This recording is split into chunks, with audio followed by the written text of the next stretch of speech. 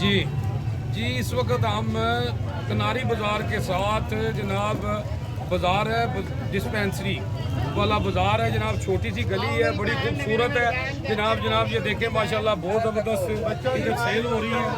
हाँ जी जी, अस्सलाम वालेकुम जी अस्सलाम वालेकुम।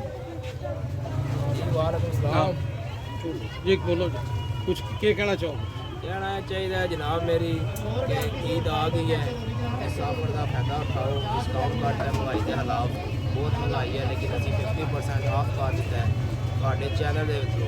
जी ਤੁਹਾਡੇ ਚੈਨਲ ਥਰੂ ਜਿਹੜਾ ਬੰਦਾ ਆਵੇਗਾ ਉਹਨੂੰ 50% ਦੇ ਚੀਜ਼ਾਂ ਮਿਲਣਗੀਆਂ जी ਤੇ ਇਨਸ਼ਾਅੱਲਾ ਚੀਜ਼ ਦੀ ਮਿਆਰ ਹੋਏਗਾ, ਅੱਛੀ ਚੀਜ਼ ਹੋਏਗੀ, अच्छी पॉलिश की चीज़ें, सारियाँ क्वालिटी की चीज़ें। जी बहुत शुक्रिया जी माशाल्लाह जी। इन्होंने कहा है जनाब इन्होंने कि 50% डिस्काउंट मिलेगा।